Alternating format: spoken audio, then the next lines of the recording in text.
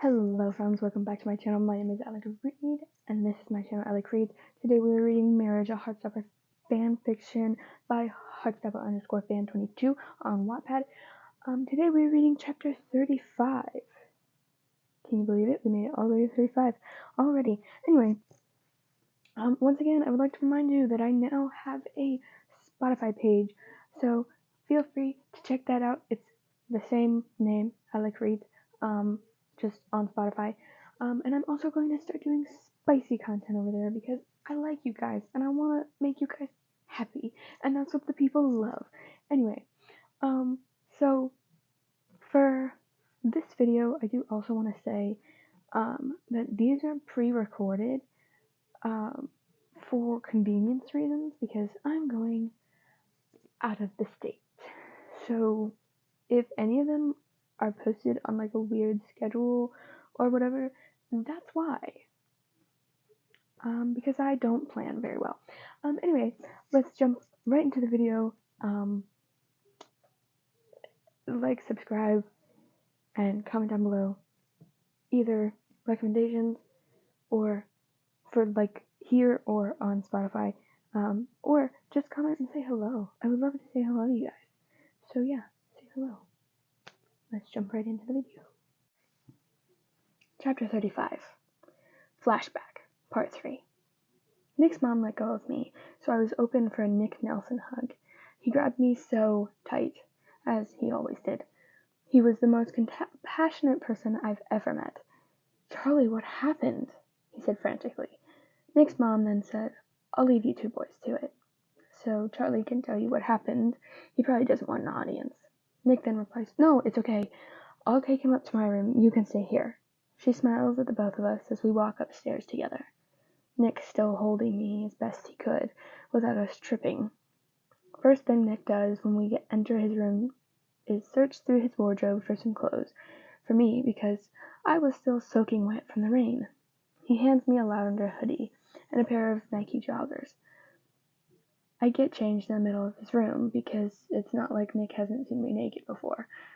I sit on his bed beside him and lay my head on his shoulder, trying to fight back tears from flooding down my face. Again. "Char, what happened? Is it your mom?" I nod my head in agreement to his statement. "I'm not trying to pry, Charlie, but I can't help you talk through it if you don't tell me, and I know you'll feel better after you talk to me about it." I knew that was the truth, and I was going to tell him eventually, but I just wanted some comfort right now. It's probably better to just get over with it. So I say, "I'm always causing problems for everyone." Nick immediately says, "That's not true, Charlie, so please stop saying that. You're never causing problems for me. We face the problems together, as a team." I loved it when he called us a team. I felt stronger knowing I have his support. He then says, "What's making you feel this way? What happened tonight?" I then go on to tell him the story.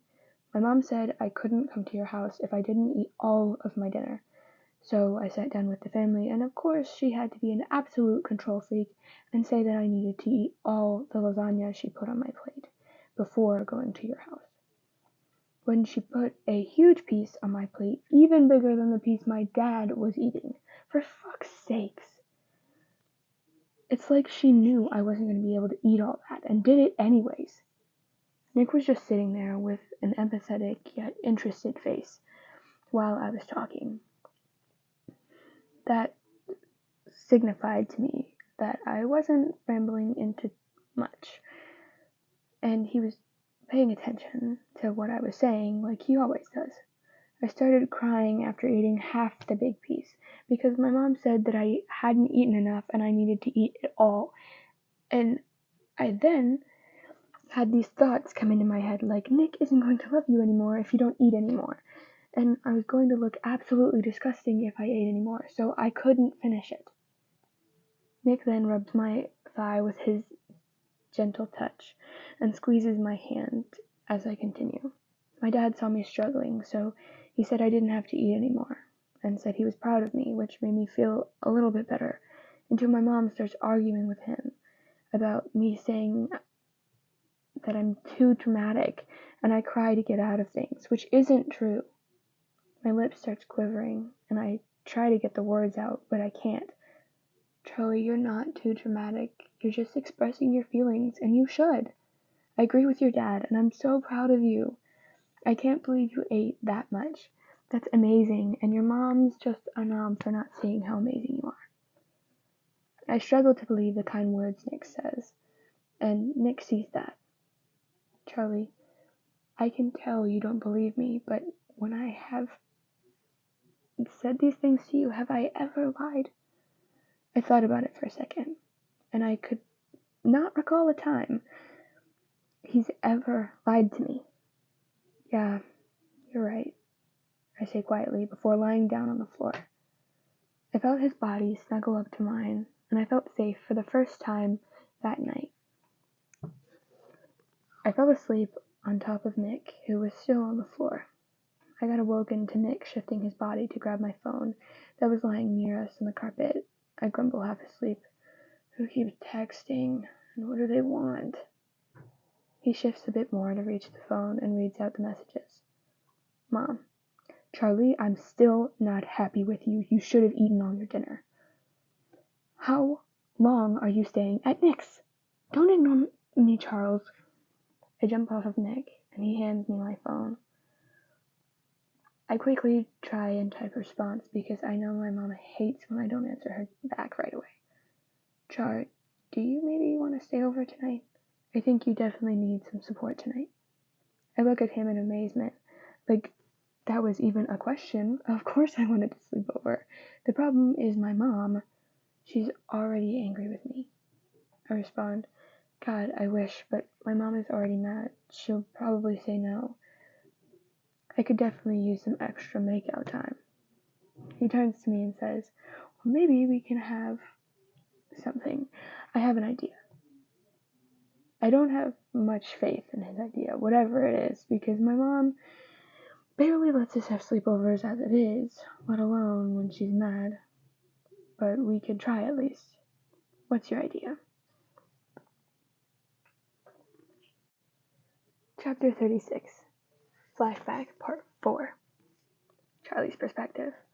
I was really curious what Nick's idea was. He didn't say anything. He just ran downstairs and said, Stay up here. I'll be right back. I could hear his footsteps down the stairs, meeting up with his mom. They were talking. I couldn't make out what they were saying, though. I excitedly sit on the bed. When I hear Nick's footsteps come back up the stairs, he opens the door and says with a very big smile, You can stay tonight. I was seriously shocked. My mom barely ever lets us have sleepovers.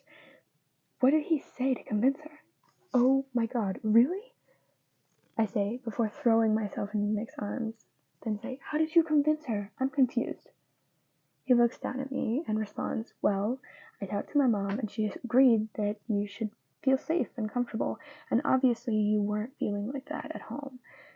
So my mom texted your mom saying that I had a really hard day and was crying, plus still super upset. So can Charlie stay the night with Nick because I'm very worried about him. Then she said yes. I was trying to soak up all the comfort I could from our hug and forget to respond to what he said. Char, are you mad that we lied to your mom? I snapped out of my trance. No, not at all. I'm so happy I can spend the night with you and not be around my mother. I could care less if you lied to her as long as I can stay here with you. He rubs my back while I'm still clinging onto him for dear life, like if I let go, he's going to disappear. He starts playing with my totally messy hair that probably looks like a rat's nest and says, Charlie, we do unfortunately have to go back to your house to grab your stuff. I would just let you use my stuff so you wouldn't have to go back tonight, but that was your mom's one condition. I didn't want to go back, but I had to if I wanted to stay at Nick's. I thought of a solution. Nick, can you maybe come with me? My mom wouldn't be mean to me if you were there. He smiles and says, Of course. Happy to be of service. He jokes. I love it when he jokes around. It really lightens the mood. We set out from my house to get my stuff and talk with my mom before we leave the house. Nick's mom says, "Nikki, be on your best behavior at Charlie's house, please." I could see Nick turn red instantly. Once we closed the door, I jokingly said, "Are you ready, Nikki?" He responds, "Stop, that's so embarrassing." I tease, "What's so embarrassing, Nikki?" He shoves me lightly and I pretend that it hurt me, just to mess with him a bit.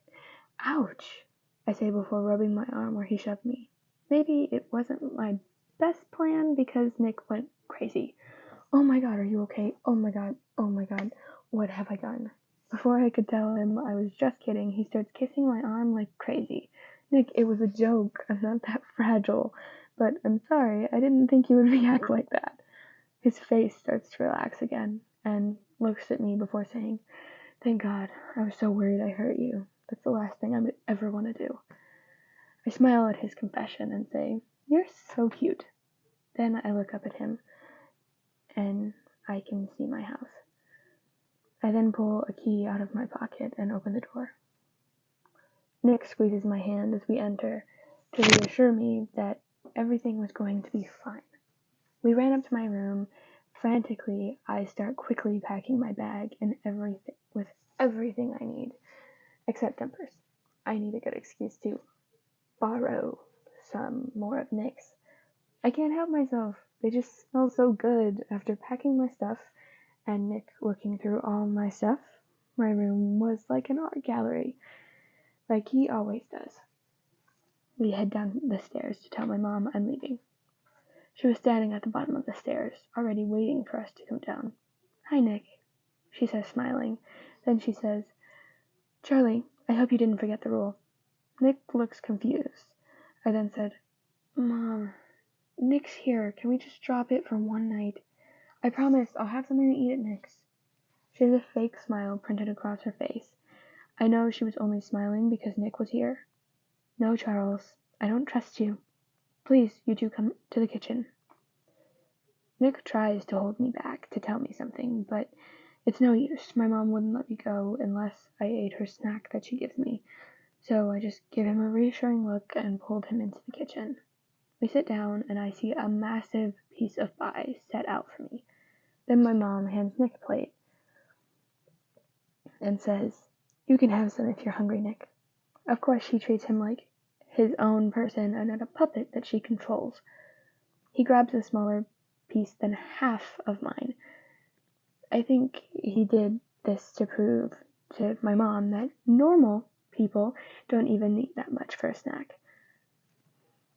Nick is just staring at me the whole time to make sure I was okay. My stomach started to turn and I felt my hand shaking. I didn't want to worry Nick, but it was inevitable to hide my super shaking hand. He puts his hand over mine to stabilize it and brings the fork to his mouth instead of mine, helping me finish the big piece. I couldn't put into words how much I appreciated every bite he took.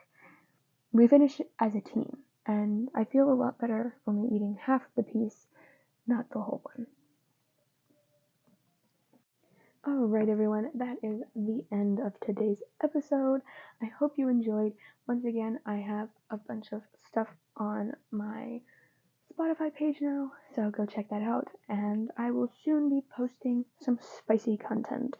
I'm not doing it yet because I'm not at home. I'm actually at a family's house, so there's no way that I'm making any type of audio recording while my entire family is in my home. So yeah, anyway, good morning, good afternoon, or good night, and goodbye, ladies, gentlemen, and everything in between. Bye, friends.